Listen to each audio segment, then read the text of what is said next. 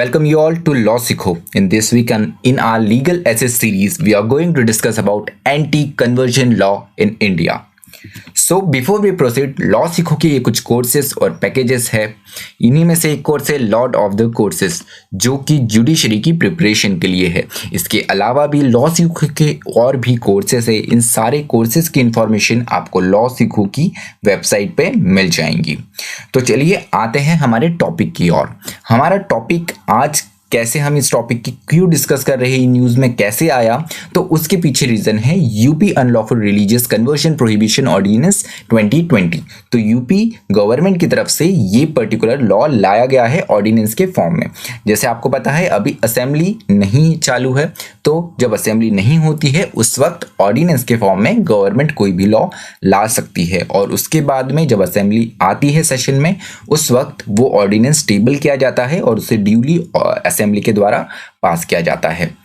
नहीं तो अगर ये नहीं पास होता है तो यहाँ पे ऑर्डिनेंस का कोई भी इफेक्ट नहीं रहेगा, वो ऑर्डिनेंस उसी डेट को खत्म हो जाएगा। तो यहाँ पर बात आती है कि ये लॉ क्यों लाया गया। So the first aim is to check unlawful religious conversion, जो अनलॉफुल धर्मांतरण है उन पर चेक रखने के लिए। उसके साथ में interfaith marriages with the sole intention of changing a girl's religion. अगर इंटरफेथ मैरिज होती है और उसमें सोल इंटेंशन जो है वो गर्ल का रिलीजन चेंज करने का है, तो ऐसे केसेस पे भी चेक रखने के लिए ये लॉ लाया गया है। और अगर ऐसा कोई पर्सन करता है, कन्वर्जन किसी गर्ल का करवाता है, तो उसको up to 10 years of imprisonment हो सकता है। तो ये जो ऑफेंस बनाया जा रहा है ये नॉन बेलेबल ऑफेंस होगा, मतलब आपको यहाँ पर बेल मिलने का प्रोविजन नहीं रहेगा। उसके साथ में बर्डन ऑफ प्रूफ जो है, बर्डन ऑफ प्रूफ भी उसी पर्सन पे रहेगा जिस पे ये एलिगेशन लगाया गया है कि उसने फोर्सली गर्ल का रिलीजन चेंज करा है विथ सोल, सिर्फ मैरिज के इंटेंशन से गर्ल का रिलीजन चेंज करा है। अब बात आती है कि अगर इन जनरल भी आप अगर रिलीजियस कन्वर्शन करना चाहते हो, धर्मांतरण करना चाहते हो, तो ज़रूरत होगी कि डिस्ट्रिक्ट मजिस्ट्रेट जो होता है आपके डिस्ट्रिक्ट का, उसे एडवांस में 2 मंथ्स का नोटिस देना होगा। उसके साथ में सिर्फ यूपी ही नहीं, उसके साथ में मध्य प्रदेश, कर्नाटक, हरियाणा, हिमाचल और उत्तराखंड जैसे स्टेट्स है, वो भी उन्होंने भी प्रपोज किया रहा है कि वो एंटी कन्वर्जन लॉज लाएंगे। तो बात आती है क्या हिस्ट्री क्या है इन एंटी कन्वर्जन लॉज की। तो ये एंटी कन्वर्जन लॉज जो है कोई नई बात नहीं है। हमारे अगर जूरिस्प्रूडेंस को देखें, हम हमारे इंडियन लॉज को देखो, तो ये इंडिपेंडेंस के पहले ही इनका ट्रेस मिलता है। करीब 1930s एंड 40s के टाइम पे जो हिंदू प्रिंसली स्टेट्स थे उनके द्वारा ये लॉज, एंटी कन्वर्जन लॉज लाए गए थे। अब अगर हम जेम्स एंड्रयू हफ की वर्क को देखें, तो उन्होंने religious freedom in India and analysis of the constitutionality of anti conversion laws में उन्होंने बताया गया है कि ये जो लॉज इंट्रोड्यूस किए गए थे, ये उस टाइम पे जो ब्रिटिश मिशनरीज है वो कन्वर्जन करवा रहे थे, तो उनको रोकने के लिए हिंदू प्रिंसली स्टेट्स ने ये लॉ लाए हुए थे। इन्हीं में से कुछ लॉ थे। अगर हम एग्जांपल देख ले तो 1936 का रायगढ़ स्टेट कन्वर्जन एक्ट था, 1942 में सुरगोजा स्टेट एपिस्टोसी एक्ट लाया गया था, 1946 में उदयपुर एंटी कन्वर्जन एक्ट भी इंट्रोड्यूस किया गया था। ये कुछ एग्जाम्पल्स है कि ये पहले दौर के एंटी कन्वर्जन लॉस थे। अब बात आती है कि जैसे गर्ल का रिलीजन चेंज करवाने की जब बात आती है, तो वहाँ पे एक टर्म कॉइंड होता है लव जिहाद का। उसमें ये कहा जाता है कि मुस्लिम मैन जो है वो हिंदू वुमेन से शादी करते हैं सिर्फ उनका कन्वर्जन करवाने के लिए, उनका धर्मांतरण करवाने के लिए। अब ये बात पार्लियामेंट में भी आ चुकी है। तब पार्लियामेंट में ये प्रश्न पूछा गया कि लव जिहाद क्या हमारे लॉ में कहीं भी रिकॉग्नाइज्ड है, तो आंसर था नहीं। हमारे किसी भी एग्जिस्टिंग लॉ में लव जिहाद करके कोई टर्म या कंसेप्ट कहीं पर भी डिफाइंड नहीं है। उसके साथ में अभी तक कोई भी ऐसा केस किसी सेंट्रल एजेंसी के सामने भी रिपोर्ट नहीं किया गया है, ये हमारी सेंट्रल गवर्नमेंट ने पार्लियामेंट में बोला। उसके साथ में सेंसस की भी अगर हम बात करें तो सेंसस में भी ऐसा कोई भी रिकॉर्ड हमारे पास में नहीं है। इंटरफेथ मैरिज से भी रिलेटेड हमारे पास में कोई भी रिकॉर्ड नहीं है। उसके साथ में centre hasn't conduct any national representative survey. तो जब भी किसी नए टर्म या कंसेप्ट की बात करते हैं हम, तो उसको किसी ना किसी चीज़ की बैकिंग होनी चाहिए, खासकर अगर डेटा से उसको बैकिंग मिले तब हम उसे रिकॉग्नाइज कर सकते हैं। लेकिन अभी तक सेंटर की तरफ से नेशनल लेवल पे कोई भी ऐसा सर्वे या डेटा इकट्ठा नहीं किया गया है। इवन हमारे सेंसस में भी इंटरफेथ मैरिज से रिलेटेड कोई भी डेटा हमारे पास में नहीं है। तो बात आती है कि कोर्ट्स का क्या स्टैंस रहा है जब भी हम मैरिज और कन्वर्जन की बात करते हैं। तो सबसे पहला जो केस है वो Rev Stanislaus versus state of MP. इस केस में सुप्रीम कोर्ट ने ये कहा था कि आर्टिकल 25 में आपको फ्रीडम ऑफ रिलीजन मिलता है, आपको आपके धर्म प्रैक्टिस करने की आज़ादी मिलती है। तो आर्टिकल 25 फ्रीडम ऑफ रिलीजन की बात करता है, उसे प्रैक्टिस करने की बात करता है, उसको प्रोपोगेट करने की बात करता है। लेकिन आपको राइट टू कन्वर्ट यहाँ पर नहीं मिलता है। राइट टू कन्वर्जन आपको यहाँ पे as a fundamental right article 25 के एम्बिट में बिल्कुल नहीं आता है।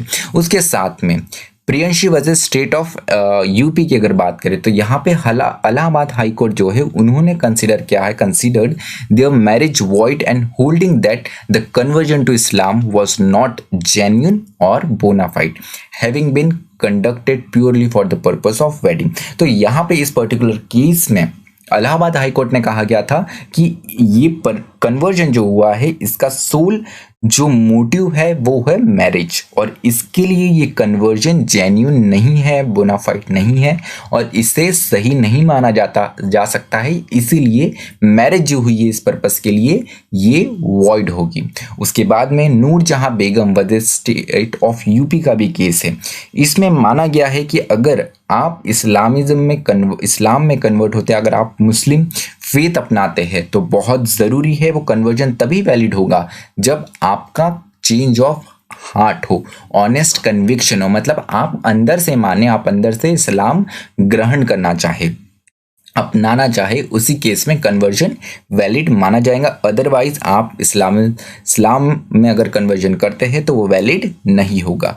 इन सारे केसेस को ओवर रूल करता हुआ केस आया है सलामत Ansari versus state of UP. अब इस केस में यही था, ऑब्वियसली एक मुस्लिम मैन था, उसके साथ में एक हिंदू वुमेन थी। इन्होंने मैरिज करी और जो हिंदू वुमेन थी उनने कन्वर्जन करा इन इस्लाम।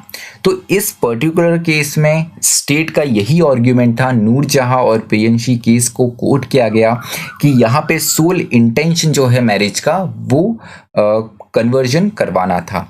इस पर्टिकुलर केस में बड़े स्ट्रांगली इलाहाबाद हाई कोर्ट ने कहा है कि marriage is a matter of choice and every adult women has a fundamental right to choose her own partner. तो राइट टू मैरिज जो है वो हमारे आर्टिकल 21 का पार्ट है। तो यहाँ पे हर एडल्ट वुमेन को ये राइट है, ये फंडामेंटल राइट है कि वो अपना जीवन साथी, अपना पार्टनर खुद चूज कर सके। उसके साथ में the constitution is violated every time matter of intimate and personal choice are made vulnerable to the paternal whims of the state. तो जब कभी भी स्टेट किसी सिटीजन के पर्सनल मैटर में, पर्सनल चॉइस के मैटर में इंटरफेयर करता है, ये कॉन्स्टिट्यूशन का वॉयलेशन है, ये कॉन्स्टिट्यूशन की अवहेलना है। उसके साथ में हाई कोर्ट ने ये भी ऑब्जर्व करा कि हम पार्टीज को हिंदू या मुस्लिम से नहीं देखते। We see party as two grown up individuals who out of their own free will and choice are living together peacefully and happily. तो हम ये देखते हैं कि हमारे सामने जो पार्टीज आई है वो हिंदू मुस्लिम नहीं है, हमारे सामने जो पार्टीज आई है वो दो ग्रोन अप इंडिविजुअल्स है और उनका खुद का फ्री विल और चॉइस है कि वो किसके साथ में रहना चाहे, शांति से और खुशी से। तो यहाँ पर जो फंडामेंटल राइट है हमारा राइट टू प्रिवेसी, इसको काफ़ी ज़्यादा इम्पोर्टेंस देते हुए ये जजमेंट दिया गया है। उसके अलावा कुछ प्रीवियस रिलेवेंट जजमेंट्स भी है, जैसे हदिया जजमेंट 2017 का था। ये ईयर लॉन्ग जजमेंट चलता है, केरला से स्टार्ट होता है, सुप्रीम कोर्ट में हमारे जाके ख़त्म होता है। इस केस में ये माना गया था मैटर ऑफ ड्रेस, हम क्या पहनते हैं, हम क्या खाते हैं, हमारे आइडियाज़ क्या है, हमारी आइडियोलॉजी क्या है, हम किससे प्यार करें, हम किसके साथ में पार्टनरशिप करें, ये हमारे आइडेंटिटी के एस्पेक्ट के अंदर आता है और स्टेट ना ही लॉ ये चूज कर सकता है कि हमारा पार्टनर कौन होगा, हमारा पार्टनर कौन रहेगा, ये टोटली हमारी चॉइस होंगी and limit the free ability of every person to decide on this matters. तो इन सारे मैटर्स पे इंडिविजुअल जो है, जो पर्सन है, जो सिटीजन है, उसकी खुद की चॉइस होंगी और यहाँ पे स्टेट का किसी भी तरीके का इंटरफेरेंस वैलिड नहीं रहेगा। उसके साथ में केस पुट्टास्वामी, जिसे हम प्रीवियसली जजमेंट भी कहते हैं, ये भी 2017 का इंपॉर्टेंट जजमेंट था। जैसे हमने डिस्कस करा कि आर्टिकल 21 जो है राइट टू लाइफ, उसी के अंदर हमको मिलता है राइट टू प्रिवेसी। तो राइट टू प्रिवेसी में इस जजमेंट में स्ट्रांगली कहा गया है कि autonomy of individual was the ability to make decision in vital matter of concern to life। तो ऐसे मैटर्स जो हमारी इंडिविजुअल ऑटोनॉमी से रिलेटेड हो, ये हमारे राइट टू लाइफ का एक पार्ट बनता है। उसके साथ में बात यह है कि इस लॉ का क्रिटिसिज्म किया गया है। जैसे हमने स्टार्टिंग में डिस्कशन करा था कि ये जो ऑर्डिनेंस लाया गया है यूपी गवर्नमेंट के द्वारा, उसमें दो पर्टिकुलर जो एम थे वो ये है कि हम चेक रख सके एंटी कन्वर्जन में, उसके साथ में गर्ल का को कन्वर्ट किया जाता है इस्लाम फीथ में या मुस्लिम फीथ में। तो जब भी हम ऐसा अजम्पशन करते हैं तो इससे कहीं ना कहीं इनडायरेक्टली ये आर्ग्यूमेंट स्ट्रांग हो जाता है, ये एक अवधारणा वापस उसको बढ़ावा मिलता है कि women projected as vulnerable and liable to entrapped by man.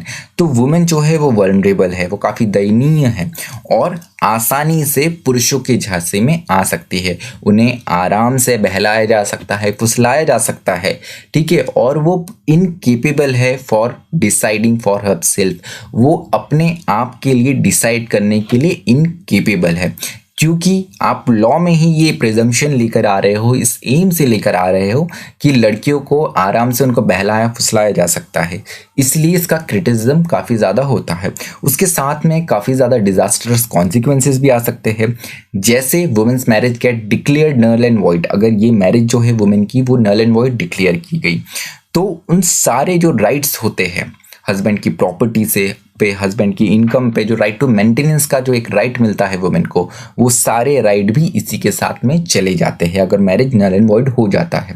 And she will also be left without the support of any person after this declaration. और ऐसे डिक्लेरेशन होने के बाद में वो अपने आप में अकेली रह जाती है और उसे किसी भी तरीके का सपोर्ट नहीं रहता है। अब बात ज़रूरी आती है कि वे फॉरवर्ड क्या है।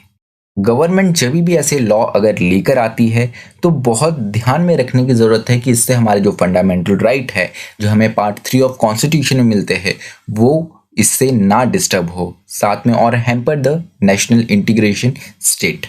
उसके साथ में this law needs to strike a balance between freedom and mala fide conversion, क्योंकि कुछ कन्वर्जन्स हमने वैसे देखी भी है। जैसे अगर हम सरला मुद्गल के केस में देखें कि वहाँ पर जो कन्वर्जन है वो विथ सोल इंटेंशन ये हो रहा है कि वहाँ पे एक और शादी की जा रही है। सेक्शन 494 जो बाइगेमी है, सिर्फ लॉ से एस्केप करने के लिए कन्वर्जन किया जा रहा है। ऐसे केसेस में भी हमको चेक एंड बैलेंसेस रखने की ज़रूरत है और यहाँ पर एक बैलेंस बनाए रखने की ज़रूरत है कि आप अगर एंटी कन्वर्जन लॉ ला रहे भी हो तो उसके पीछे एम क्या है, उसके पीछे ऑब्जेक्टिव क्या है, इन सारी चीज़ों का ध्यान रखने की बहुत ज़रूरी है। So thank you so much for listening me. Stay tuned to law सीखो।